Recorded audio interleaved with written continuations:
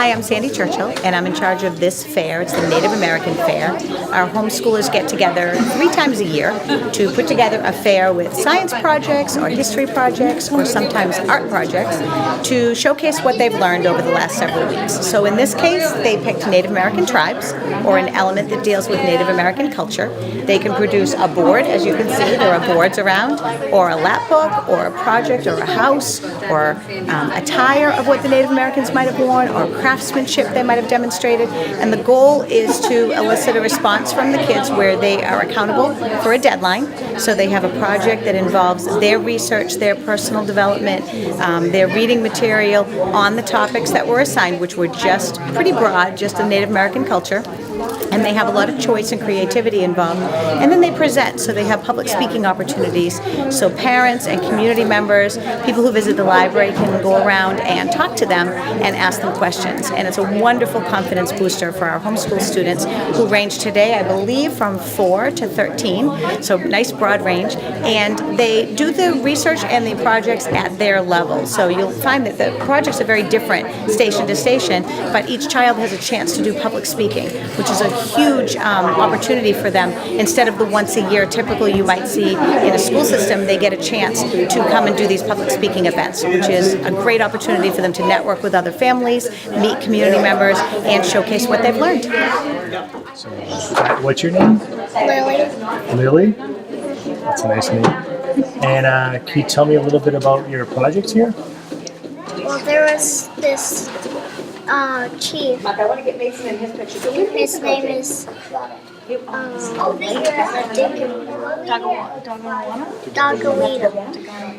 And he wanted to make his life in peace. So he came up with a plan. So he went around explaining to the other chiefs that they have to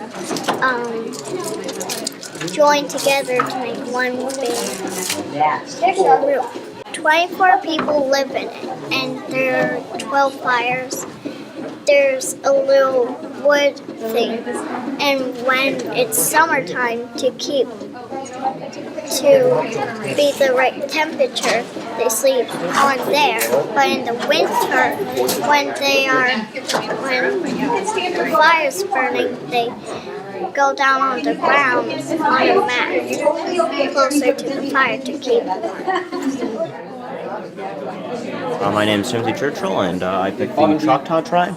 The Choctaw tribe lived in Alabama, Florida, Mississippi, and Oklahoma for quite some time.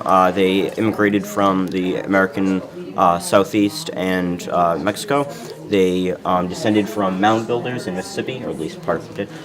They were one of the 5 civilized tribes, they called them, a confederacy that was basically adopted European customs when they went to the New World. So the Choctaw Code Talkers were a minor part in World War I and World War II. 19 young Choctaw men in World War I basically used their native language to transmit information from one Allied settlement to another, and that confused the Germans and made it much smoother to transmit information. There were minor use in World War I, but then that basically paved the road for future use in World War II, though of course they didn't know that at the time. They had roughly, I'm going to forget the number now, but it was, I think about 8,000 were relocated along the Trail of Tears, which lasted from 1831 to 1831 to 1833.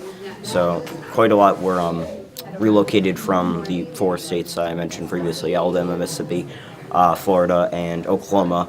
Very little in Oklahoma, but there were still some there. They were all, or large portions of them, were relocated over the course of 2 years into his settlement in Oklahoma, which then fractured into 3 districts: pretty sure I have it on my board here, the Bushmataha, the Abnachubby, and the Mushchobee. I'm sure I'm pronouncing that wrong. During the American Revolution, the majority of the Choctaw were on the side of America's freedom. They were also during the course of the Civil War, the vast majority of them in, I believe, Oklahoma and Mississippi were on the side of the Confederates. Hello, I'm Pierce, and today I did a project about the Iroquois League, which was a formation of 6 Iroquois nations that joined together into what was called a Great League of Peace. This league has very rich and varied history. Its history is filled with many different things. It was formed in probably 1142, but some people say 1570 by 3 people, while other people say 2 people. So everything about the league is kind of muddled in some ways.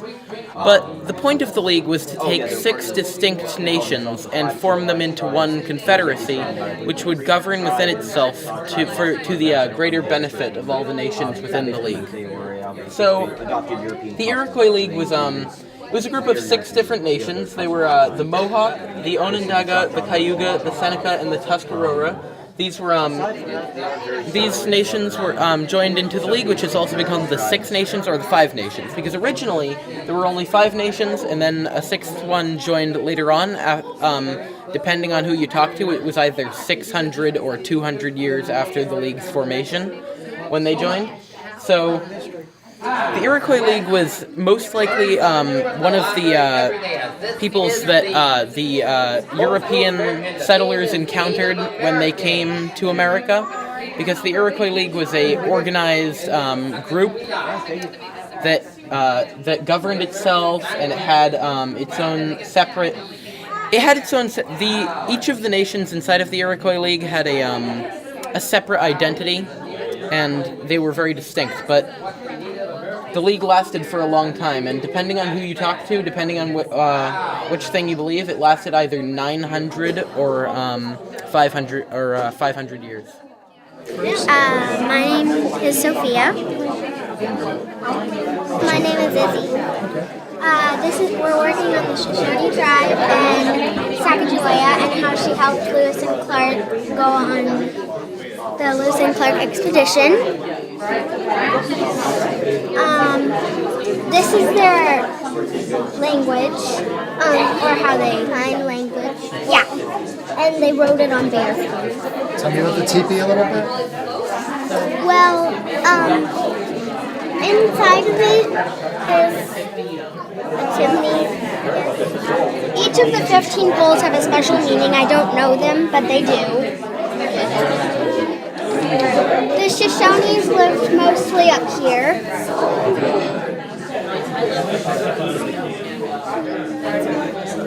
This is the route that Lewis and Clark took. Funny how similar actually. To get to the North Pacific Ocean. This is a dog that they found halfway through the expedition before they met Sacagawea. And when he loved Lewis, and when Lewis died, he laid on his grave and wouldn't eat until he died.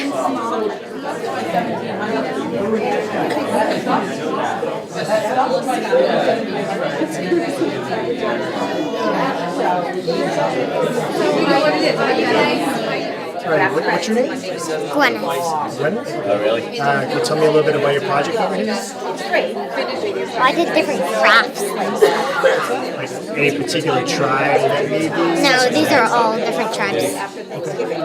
And tell me about each one of these crafts. These ones are moccasins. They're what they wear. This is a dream catcher. What's that for? For catching bad dreams. Okay.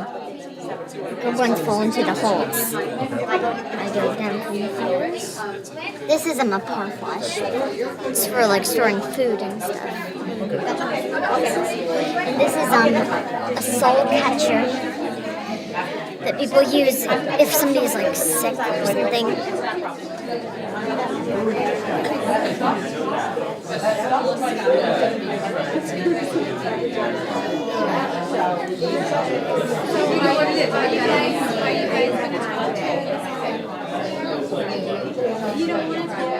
First, what's your name?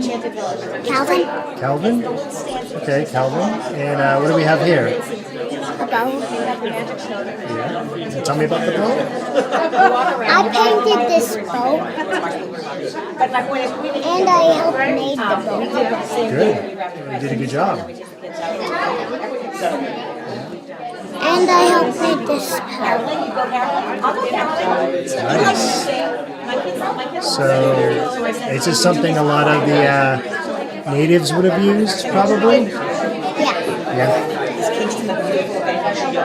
Excellent. Well, thank you.